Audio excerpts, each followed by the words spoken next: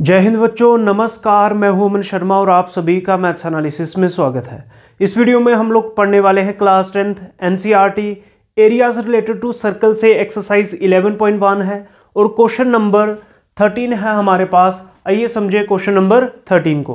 Question number 13 में क्या है? A round table cover has 6 equal designs. ध्यान से सुने बच्चों, क्या बोल रहा है?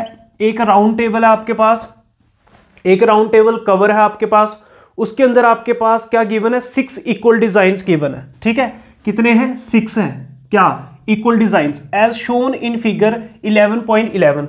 आपके पास जो एनसीईआरटी बुक है उसके ऊपर एक डायग्राम गिवन होगा जिसके अंदर कुछ इस प्रकार से आपको एक टेबल कवर दिया है जिसके अंदर ये जो 6 डिजाइन है, जैसे 1 2 3 4 5 और 6, ये जो 6 डिजाइन्स आपको दिख रहे हैं, ये सारे के सारे डिजाइन 6 के 6 डिजाइन्स ये इक्वल हैं। बात समझ में आ रही है? बोलो, बात समझ में आ रही है? और ये क्या है? टेबल का कवर है, राउंड टेबल का कवर है। ठीक है, राउंड टेबल। ठीक है, अच्छा, उसके बाद क्या है? If the radius of the cover is 28 centimetre. Radius कितना गिवन है? 28 सेंटीमीटर।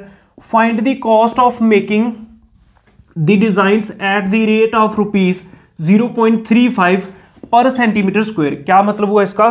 बोलता अगर इस कवर का जो रेडियस है वो कितना है, रेडियस अगर 28 सेंटीमीटर है तो आपको कॉस्ट फाइंड करनी है, कितने पैसे लगे होंगे इस डिजाइन को बनाने के लिए। अगर अगर अगर 1 सेंटीमीटर स्क्वायर की कॉस्ट 0.35 है, 0.35, अगर 1 सेंटीमीटर स्क्वायर डिजाइन बनाने का इतना खर्चा है तो ये 6 के 6 डिजाइन बनाने के लिए टोटल कितने पैसे लगे होंगे? बोलो, क्वेश्चन समझ में आया? ध्यान से सुने, ध्यान से सुने। पहले जो गिवन है वो लिख लेते हैं। हेयर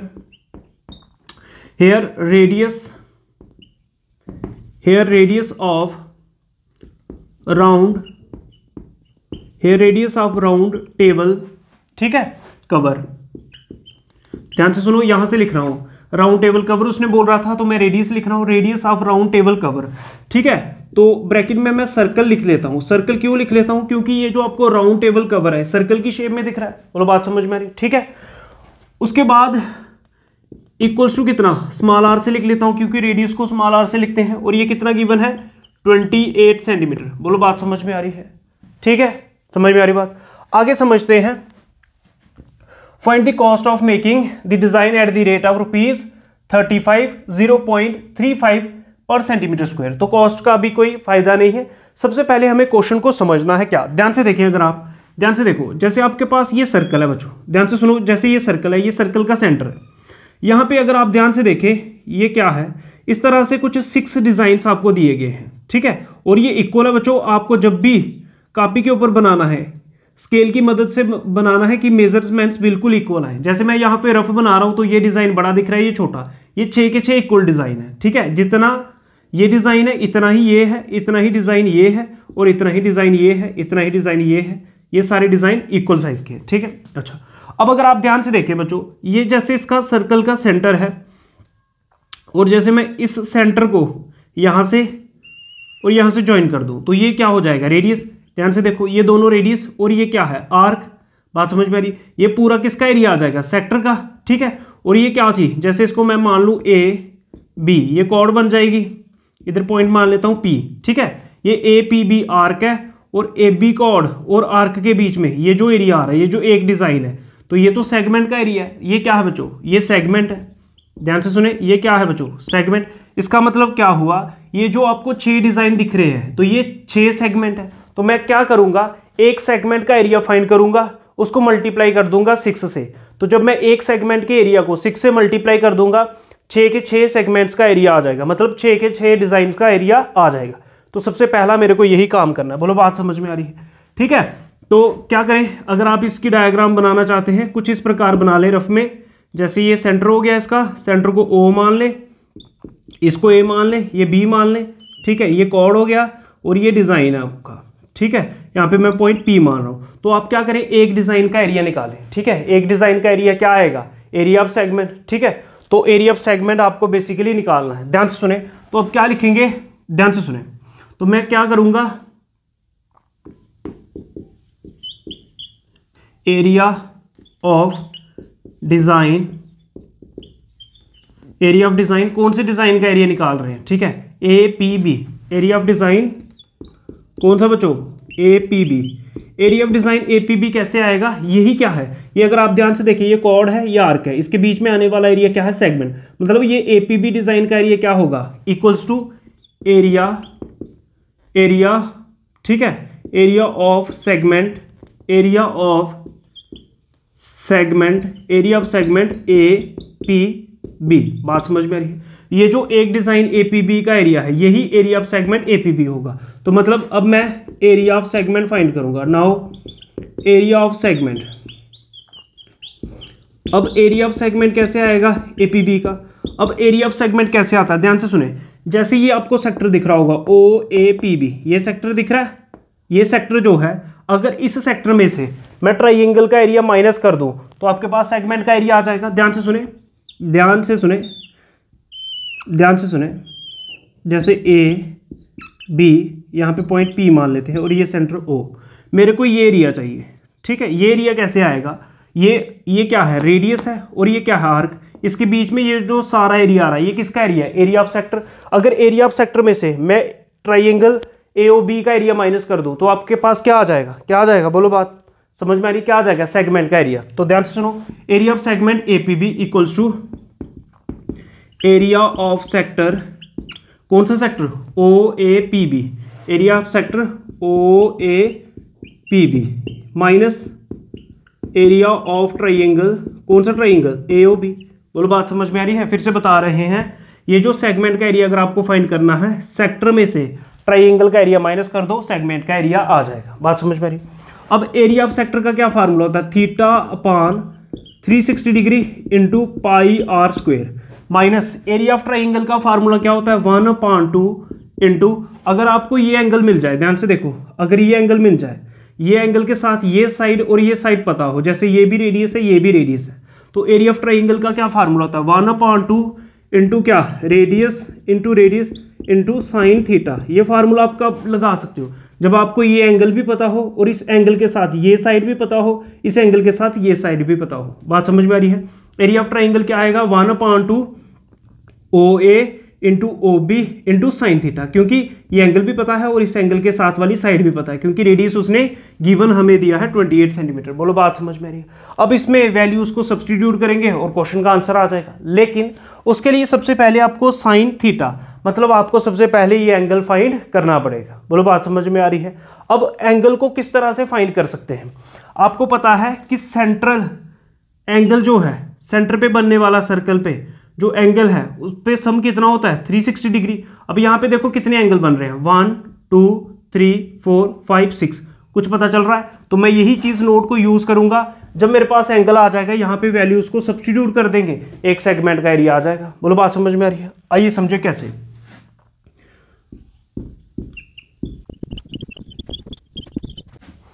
ध्यान से सुने, क्या करेंगे, हमें पता है sum of all angles at central point O of a circle equals to 360 degree. ये जो सेंट्रल पॉइंट O है, जैसे इस सेंट्रल पॉइंट को मैंने O माना हुआ है, इस पे बनने वाले सभी एंगल्स का सम कितना आएगा, 360 डिग्री। तो ये लाइन लिखी, इसका मतलब यहाँ पे कितने एंगल बन रहे हैं, 1 2 3 4 5 6 एंगल बन रहे हैं। इसका मतलब sum of 6 angles at central point O of a circle equals to 360 degree. मतलब जो 6 एंगल बन रहे हैं सेंट्रल पॉइंट O पे, उन 6 के 6 एंगल का सम 360 डिग्री आएगा। तो एक एंगल कितना होगा, तो ये जो 6 है ये 360 डिग्री के डिवाइड में आ जाएगा। तो therefore angle at central point O of a circle equals to 360 degree upon 6। तो इसको कैंसिल कर दो, 6 6 जा 36 और 0 आ जाएगा साथ में। मतलब जो एंगल है, जो थीटा है, वो आपका कितना आ रहा है, 60 डिग्री। ठीक है, एंगल जो है आपका कितना आ रहा है, 60 डिग्री। तो एंगल आ गया। अब इसके अंदर वैल्यूज को सब्स्टिट्यूट करते जाएंगे। बोलो बात समझ में आ रही। अब वैल्यूज को सब्स्टिट्यूट करेंगे। अब वैल्यूज को सब्स्टिट्यूट करते हैं। ध्यान से देखो, थीटा कितना आया बच्चों, थीटा आया 60 degree.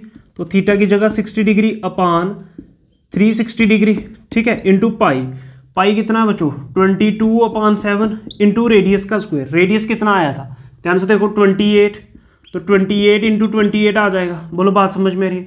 Minus 1/2 into are, are मतलब रेडियस। रेडियस कितना था, 28 इंटू रेडियस कितना बच्चों, 28 इंटू कितना है साइन थीटा। अब थीटा कितना आया था, 60 डिग्री। बोलो बात समझ में आ रही। जो जो वैल्यूज हैं वो सारी सब्सटीट्यूट कर देंगे। बोलो बात समझ में आ रही है। अब क्या करेंगे, 0 से 0 कैंसिल, 6 6 जा 36, यहाँ पे बचा 6। अब और क्या कैंसिल हो सकता है, 2 3 जा 6, 2 11 जा 22, ठीक है, यहाँ तक कैंसिल हो गया। अब यहाँ पे क्या बच रहा है, ऊपर बच रहा है 11 इंटू 28 अपॉन 3 इंटू 7, ठीक है, माइनस। अब इसको कैंसिल कर दो, 14 आ जाएगा, 14 इंटू यहाँ पे कितना है 28 इंटू साइन 60 डिग्री पे कितना होता है √3/2, 2 14 सा, ठीक है, पता चल रहा है। बोलो बात समझ में आ रही है। अब यहाँ पे क्या आएगा, 14 इंटू 14 196 इंटू √3 क्वेश्चन में उसने बोला है 1.7 यूज करना है। अब ध्यान से देखो, ये 7 4 जा 28, ठीक है, ये दोनों भी कैंसिल हो जाएंगे। 11 मल्टीप्लाई 4 कितना 44 इंटू कितना 28 अपान कितना, ये 3 बच रहा है बच्चों। बोलो बात समझ में आ रही है। अब इन दोनों को मल्टीप्लाई करेंगे, 44 मल्टीप्लाई 28, 44 को मल्टीप्लाई करेंगे 28 से, आएगा 1232 डिवाइड बाई 3, माइनस, ये माइनस था। अब 196 को जब मल्टीप्लाई करोगे 1.7 से तो आएगा 333.2। बोलो बात समझ में आ रही है। अब इन दोनों को जब डिवाइड करोगे, मतलब इसको 3 से डिवाइड करोगे, आएगा 410.66, माइनस, ये चीज़ इसमें से माइनस करनी है। अब जब इन दोनों को माइनस करोगे, सब्ट्रैक्ट करोगे, आपके पास बचेगा 77.46 सेंटीमीटर स्क्वायर। सेंटीमीटर स्क्वायर क्यों, क्योंकि एरिया निकाल रहे हैं, स्क्वायर यूनिट में आएगा। तो ये जो आपने एरिया फाइंड किया, ये किसका आया, एरिया ऑफ सेगमेंट APB। ये जो APB दिख रही है सेगमेंट, इस सेगमेंट का एरिया है, मतलब ये जो है ये वन डिज़ाइन का एरिया है। ये किसका एरिया है, एरिया वन डिज़ाइन। ऐसे कितने डिज़ाइन है, 6 डिज़ाइन है। अब जितना एक डिज़ाइन का एरिया आया उसको 6 से मल्टीप्लाई कर दो, 6 के 6 डिज़ाइन का एरिया आपके पास आ जाएगा।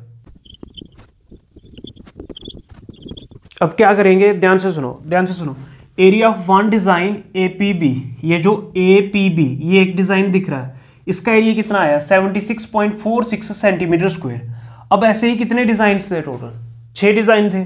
तो एरिया ऑफ 6 डिज़ाइन का एरिया कितना होगा, एक डिज़ाइन का एरिया है 76.46, तो इसको मल्टीप्लाई कर दो 6 से, तो ये 6 के 6 डिज़ाइन का एरिया आ जाएगा। मल्टीप्लाई जब इसको 6 से करोगे 464.76 सेंटीमीटर स्क्वायर, तो ये जो एरिया आ रहा है ये किसका एरिया है, जो टोटल एरिया है आपके पास, जो आपके पास राउंड टेबल कवर है, जो उसके 6 डिज़ाइन है, टोटल एरिया है इतना।